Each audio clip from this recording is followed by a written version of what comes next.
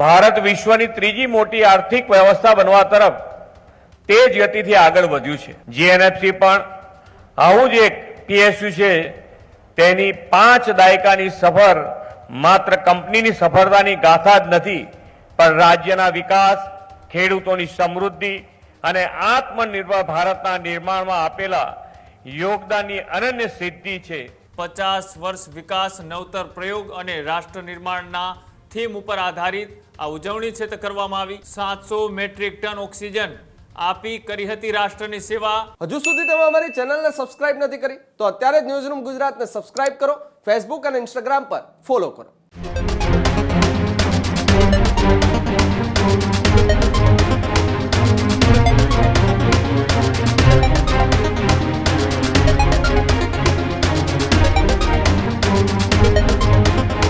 આગળ વાત કરીએ બીજા મહત્વપૂર્ણ સમાચારની તો રાજ્યના મુખ્યમંત્રી ભૂપેન્દ્ર પટેલ આજે ભરૂચની અંદર એક મહત્વપૂર્ણ કાર્યક્રમની અંદર હાજરી આપવા માટે પહોંચ્યા હતા। ભરૂચની અંદર જે નર્મદા નગર ખાતે જીએનએફસીના 50 વર્ષની ભવ્ય ઉજવણી કરવામાં આવી। મુખ્યમંત્રી ભૂપેન્દ્ર પટેલ પણ આ કાર્યક્રમની અંદર ઉપસ્થિત રહ્યા હતા। 50 વર્ષ વિકાસ નવતર પ્રયોગ અને રાષ્ટ્ર નિર્માણના થીમ ઉપર આધારિત આ ઉજવણી છે તે કરવામાં આવી। 50 વર્ષ પૂર્ણ થતાં આ કરવામાં આવી હતી ઉજવણી।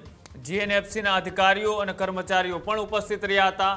10 મે 1976ના રોજ જીએનએફસીની સ્થાપના કરવામાં આવી હતી।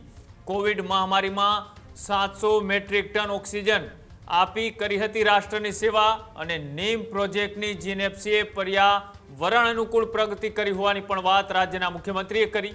સાથે જીએનએફસી એડવાન્ટેડ કેમિકલ્સના ઉત્પાદનમાં પણ અગ્રણી સ્થાન ધરાવતી હોવાની વાત પણ રાજ્યના મુખ્યમંત્રીએ કરી। એટલે કે ભરૂચના નર્મદા નગર ખાતે જીએનએફસીના 50 વર્ષની ભવ્ય ઉજવણી છે તે કરવામાં આવી। રાજ્યના મુખ્યમંત્રી ભૂપેન્દ્ર પટેલ પણ ત્યાં ખાસ ઉપસ્થિત રહ્યા હતા અને 50 વર્ષ વિકાસ નવતર પ્રયોગ અને રાષ્ટ્ર નિર્માણના થીમ આધારિત આ ઉજવણી છે તે કરવામાં આવીને ત્યાંથી આ તમામ જે કામગીરીઓ છે તેને લઈ રાજ્યના મુખ્યમંત્રીએ શું કહ્યું આવું જોઈએ।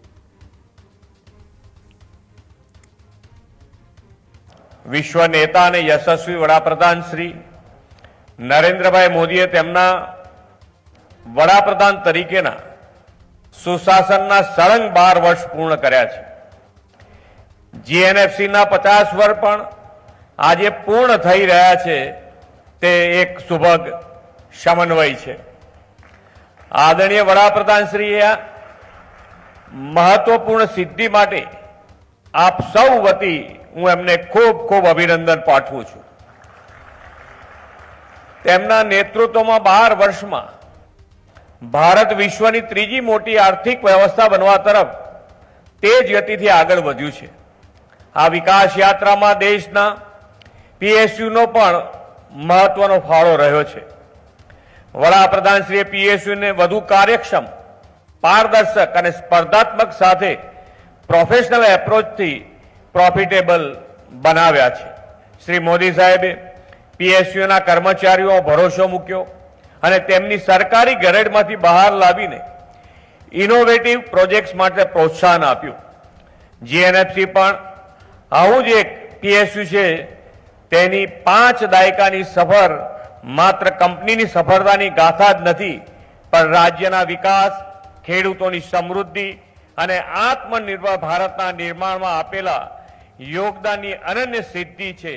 આ માટે હું જીએનએફસીની મેનેજમેન્ટ ટીમ અને સમગ્ર જીએનએફસી પરિવારને ખૂબ ખૂબ અભિનંદન પાઠવું છું। હરિયાળી ક્રાંતિમાં યોગદાન આપવા માટે સ્થપાયેલી જીએનએફસી આજે ફર્ટિલાઇઝર રિવોલ્યુશનની લીડર બની છે। શ્રી મોદી સાહેબે દેશનું નેતૃત્વ સંભાળ્યા બાદ દેશમાં બંધ પડેલા ફર્ટિલાઇઝર કારખાના શરૂ કરાવ્યા। દેશના ખેડૂતોને સમયસર અને પૂરતું ખાતર મળી રહે તે માટે ટેકનોલોજીનો સમન્વય કરાવ્યો છે અને ફર્ટિલાઇઝર સેક્ટરના વિકાસને તેમણે નવી દિશા આપી છે। ખાતરમાં આત્મનિર્ભરતાના કારણે આજે વૈશ્વિક પરિસ્થિતિમાં પણ ખેડૂતોને ખાતર આપવા આપણે સક્ષમ છીએ। ખેડૂતોના ઉપયોગ માટે ખાતરનું નીમ કોટિંગ વડાપ્રધાનશ્રીના દિશા દર્શનમાં કરીને જીએનએફસીએ યુરિયાના કાળા બજાર અટકાવવામાં અને ખેડૂતોના હિતનું રક્ષણ કરવામાં ખૂબ મોટી ભૂમિકા ભજવી છે। હજુ સુધી તમે અમારી ચેનલને સબસ્ક્રાઇબ નથી કરી તો અત્યારે જ ન્યૂઝરૂમ ગુજરાતને સબસ્ક્રાઇબ કરો, ફેસબુક અને ઇન્સ્ટાગ્રામ પર ફોલો કરો.